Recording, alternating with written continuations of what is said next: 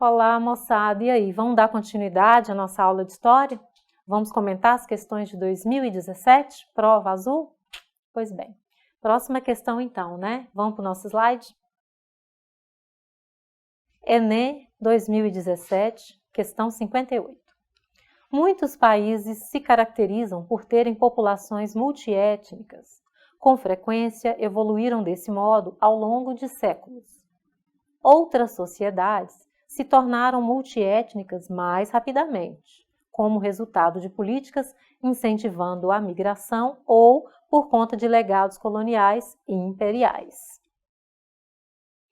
Do ponto de vista do funcionamento das democracias contemporâneas, hoje, o modelo de sociedade descrito precisa, simultaneamente, de quê?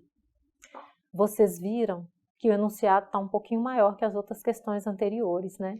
E nós vamos ter que analisar com calma para não ter releitura por mais vezes, né? Vamos ver a resposta letra A?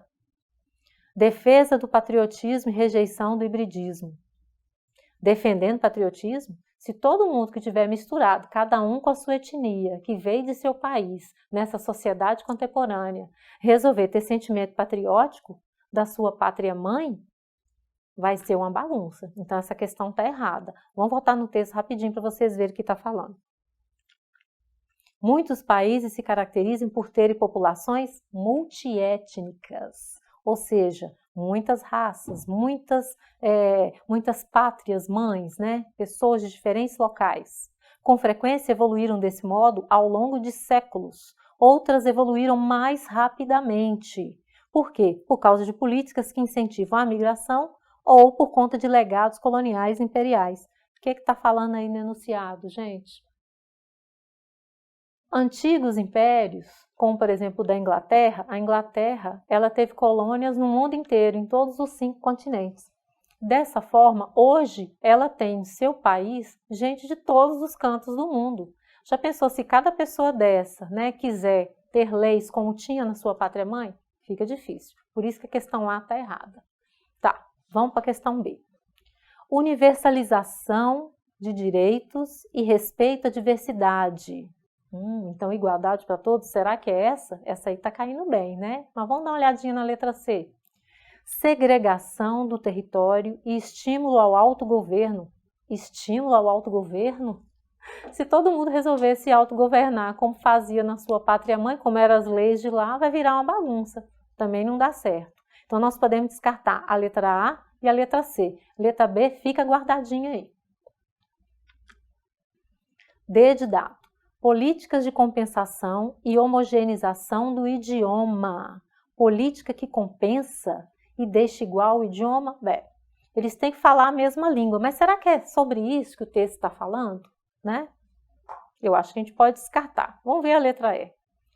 Padronização da cultura e repressão aos particularismos. Nossa, essa resposta aí da letra E está completamente errada. Olha o que está falando, tem que repreender, coibir as pessoas que vieram de outro país.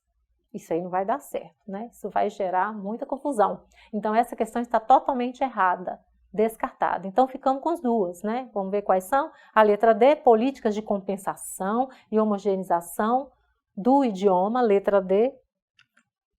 E a letra B de bola, universalização de direitos e respeito à diversidade. É essa que vai dar aquela igualdade para todos, todos com direitos iguais, vivendo no mesmo local e se respeitando. Essa é a questão certa.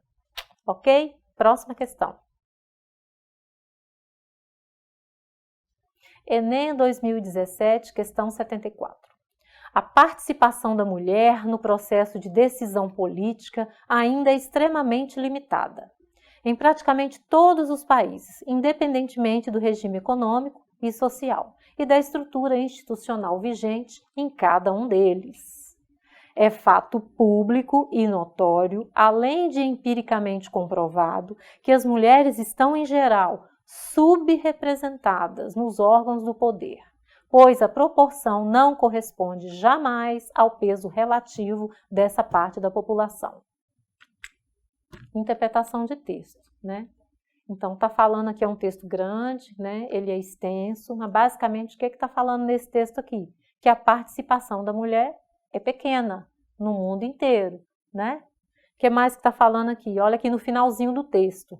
É fato público e notório, além de empiricamente comprovado, cientificamente comprovado, que as mulheres estão, em geral, subrepresentadas nos órgãos do poder, pois a proporção não corresponde jamais ao peso relativo dessa parte, porque as mulheres são maioria, né? Então, diante disso, esse foi enunciado, uma afirmação. Vamos para a pergunta. No âmbito do poder legislativo brasileiro, vamos lembrar aqui do poder legislativo brasileiro? Todo o poder legislativo brasileiro. Nós temos as câmaras municipais, nós temos a Câmara Estadual, né, e a Federal, além do Senado, tá bom? Então, esse pessoal aí, que é quem faz as leis, vamos continuar. A pergunta. No âmbito do poder legislativo brasileiro, a tentativa de reverter, mudar esse quadro de subrepresentação tem envolvido a implementação pelo Estado de... O que o Estado fez de bom aí para mudar essa história? Letra A. Leis de combate à violência doméstica? Tem a Lei Maria da Penha, isso está acontecendo. Mas é sobre isso que o texto está falando? Letra B. Cotas de gênero nas candidaturas partidárias? Será que é isso? Cota de gêneros, né? Bom, letra C. Vamos deixar essa guardadinha aí. Letra C. Programas de mobilização política nas escolas? Será? Em dúvida. Letra D. Propaganda de incentivo ao voto consciente? É disso que o texto está falando? Letra E. Apoio financeiro às lideranças femininas? Eu nunca ouvi falar disso. Ou seja, nós temos 3 descartadas aí. Ficamos cotas de gênero nas candidaturas partidárias e letra C, programas de mobilização políticas nas escolas, mas eu não tenho visto isso. Então, eu estou em dúvida, mas o fato é que a letra B é a correta. Cotas de gênero, que gênero? Feminino, hoje nós temos lei para isso. Tantos por cento, né, de mulheres tem que representar a população no meio legislativo, executivo, judiciário, enfim, tá? Vamos para a próxima questão? Enem 2017, questão 75. Palestinos se agrupam em frente a aparelhos de televisão e telas montadas ao ar livre em Ramá, na Cisjordânia, para acompanhar o voto da resolução que pediu o reconhecimento da chamada Palestina como um Estado observador não membro da Organização das Nações Unidas. O objetivo era esperar pelo nascimento, ao menos formal, de um Estado palestino. Depois da aprovação da resolução, centenas de pessoas foram à praça da cidade com bandeiras palestinas, soltaram fogos de artifício, fizeram buzinaços e dançaram pelas ruas. Aprovada com 138 votos dos 193 da Assembleia Geral, a resolução eleva o status do Estado palestino perante a organização. Palestinos comemoraram elevação de status da ONU com bandeiras e fogos. Gente, vamos falar um pouquinho sobre essa questão da Palestina? Então, agora nós fomos lá para o Oriente Médio, né? Todo ano cai, porque essa é uma questão sempre atual. Vamos entender um pouquinho o que acontece ali. Os palestinos têm a população árabe. Os judeus têm a população, sim, né, de familiaridade árabe, né, mas judia. O Estado judeu ele foi criado em 1947 pela ONU, né, incentivado pelos Estados Unidos. Até 1947, quem é que morava na região? Os árabes. Por quanto tempo? 2000 anos. É muito tempo, 2000 anos morando numa terra. Quantos anos tem o Brasil, gente? 500 e poucos anos? Pois os árabes moravam lá durante 2000 anos, moraram lá. Quando que os judeus saíram de lá? Durante a diáspora. Na época que Roma, lá em 77 d.C., invadiu Jerusalém, acabou com a nação e fez com que os judeus, os hebreus na época, né, fossem levados para todo o mundo, onde Roma tinha estado, né, onde governava. Roma colocou os hebreus lá como escravos, né, como pessoas que trabalhavam, artesãos, né, acabou com a região, eles ficaram sem território, né, uma nação, mas sem território. Já os árabes, Eles continuaram lá, eles moravam lá pertinho, né? Tomaram conta de toda a região, viveram por 2000 anos. 2000 anos depois, vem Estados Unidos, a ONU, colocaram os judeus lá novamente, com a criação do Estado de Israel, 1947. Os árabes não se opuseram, mas depois os dois vivendo, convivendo naquela região, pensando diferente, né? Um tem um pensamento ocidental, o judeu, o árabe o pensamento oriental, complicado. E até hoje o Estado da Palestina não foi considerado, né, como uma nação. E o Estado de Israel, sim, desde 1947. Daí essa luta, essa briga que envolve todo o Oriente Médio e o resto do mundo, né? Então vamos agora que vocês já entenderam, vamos ver o que está falando aqui na pergunta.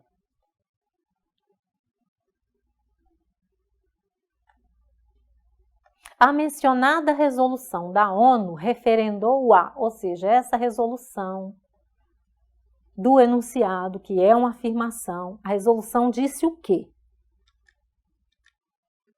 Letra A.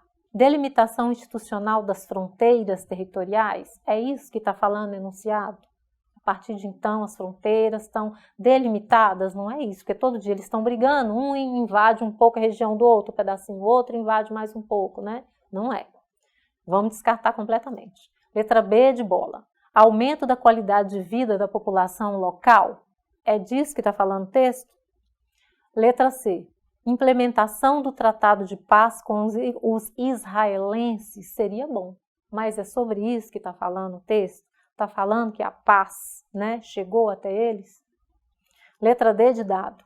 Apoio da comunidade internacional à demanda nacional. Quer dizer, aquilo que os palestinos querem. Então, houve somente um apoio da ONU, comunidade internacional, para que eles sejam um dia, né, um Estado-nação com território limitado. Vamos dar uma olhadinha lá na pergunta? No texto, o objetivo era esperar pelo nascimento, ao menos formal, de um Estado palestino. Depois da aprovação da resolução, centenas de pessoas foram à praça da cidade com bandeiras palestinas, soltaram fogos de artifício, fizeram buzinaço e dançaram pelas ruas. Então, menino, resposta letra D de dado, né? Apoio da comunidade internacional à demanda nacional. Próxima questão. Questão 76 do Enem 2017. Sou filho natural de uma negra, africana livre, da costa da mina, Nagô de nação, de nome Luzia Marim, pagã, que sempre recusou o batismo e a doutrina cristã. Minha mãe era baixa de estatura magra, bonita, a cor era de um preto retinto e sem lustro, tinha os dentes alvíssimos como a neve. Era muito altiva, geniosa, insofrida. Dava-se ao comércio, era quitandeira, muito laboriosa, e mais de uma vez na Bahia foi presa como suspeita de envolver-se em planos de insurreição de escravos que não tiveram efeito. Texto comprido, né? Mas se trata de um relato. A pessoa está falando de quem foi a mãe dele, relatando das qualidades, das habilidades, das características dela, né? Vamos ver a pergunta. Nesse trecho de suas memórias, Luiz Gama, o filho, né, que relatou sobre a vida da mãe, ressalta a importância dos ou das, dependendo da resposta. Vamos lá. Letra A. Laço de solidariedade familiar?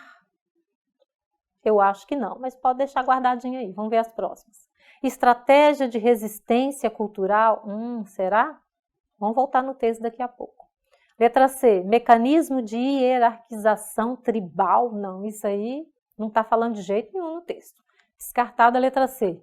Letra D de dado. Instrumentos de dominação religiosa? Falou de religião lá, né? Falou que ela era pagã, né? Vamos guardar essa daí. Letra E. Limite da concessão de alforria? Também não disse esse. Não falou sobre essa questão, né? Sobre essa resposta. Vamos voltar lá no texto rapidinho? Olha aqui, ó. Luzia Marim, pagã, que sempre recusou o batismo e a doutrina cristã. Olha só, ela sempre recusou. E depois disso, olha o que está falando no finalzinho do texto. dava-se ao comércio, era quitandeira, muito laboriosa, mais de uma vez na Bahia foi presa como suspeita de envolver-se em planos de insurreição de escravos, que não tiveram efeito. Ou seja, vira e mexe ela era presa, por quê? Porque não aceitava as condições que eram colocadas a ela, né, do homem branco, a cultura e tudo. Então, qual que é a resposta certa? O que mais se enquadra aí? Letra B de bola, estratégias de resistência cultural. Uma forma de resistir, né, é não seguir a cultura daquele que está dominando. Próxima questão aí. Enem 2017, questão 82. O Instituto Popular, de acordo com o Exame da Razão, fez da figura do Alferes Xavier o principal dos inconfidentes. Opa, estão falando aí, né, do Tiradentes, Joaquim da Silva Xavier. E colocou os seus parceiros à meia ração de glória. Merecem, de certo, a nossa estima aqueles outros. Eram patriotas. Mas o que se ofereceu a carregar com os pecadores de Israel, o que chorou de alegria quando viu comutada a pena de morte dos seus companheiros, pena que só ia ser executada, nele o enforcado, o esquartejado, o decapitado, esse tem de receber o prêmio da proporção do martírio e ganhar por todos, visto que pagou por todos. Olha só, gente, esse texto é difícil, ele é rebuscado, mas olha quem escreveu esse texto, dá uma olhadinha lá na nota. Hein? Machado de Assis, ele era jornalista, escreveu na Gazeta de Notícias, dando a sua opinião sobre o que aconteceu com Tiradentes, né? Tiradentes, ele foi sozinho, ele foi enforcado. As outras pessoas, né, os outros inconfidentes, né, eles não foram mortos. Então ele está falando aí, só ele que levou, né, só ele que sofreu, só ele que foi esquartejado. As outras pessoas, né, só foram chamadas a atenção, né, foram na intendência, né, se explicaram o que estava acontecendo, mas ele serviu de exemplo. Agora vamos para a pergunta. No processo de transição para a República, aí já está falando mais para frente, a narrativa machadiana, né, de Machado de Assis, sobre a Inconfidência Mineira associa. Então, vai associar aí, né, ao processo, do processo republicano, que é bem mais para frente, né, não? A Inconfidência Mineira. Letra A. Redenção cristã e cultura cívica? Será que é isso? Já a primeira? Vamos dar uma olhadinha na letra B. Veneração aos santos e radicalismo militar? Não foi falado disso no texto, Machado de Assis não falou disso. Letra C. Apologia aos protestantes e culto ufanista? E nem precisa de analisar, não está falando nada de protestantismo. Letra D de dado. Tradição messiânica e tendência regionalista? Será que virou santo, Tiradentes? Vamos olhar a letra E. Representação eclesiástica e dogmatismo ideológico? Talvez esse é a letra E. Vamos ler de novo a letra E? Redenção cristã e cultura cívica. O que aconteceu com Tiradentes, gente? Tiradentes, provavelmente, né, naquela época, as pessoas que eram presas, ele ficou meses preso. Ele raspava a cabeça dos presos. Então, ele estava careca quando ele morreu. E qual que é a imagem que a gente vê de Tiradentes quando a gente olha nos livros de história, que é aquilo que foi pintado durante a República, né? Um homem de cabelos longos, lembrando ao nosso Senhor Jesus Cristo, não é isso? Por isso que a resposta é a letra A. Redenção cristã e cultura cívica, ou seja, nós vamos lembrar aí do Tiradentes como uma pessoa que foi o herói da Inconfidência Mineira. Um abraço e até a próxima aula.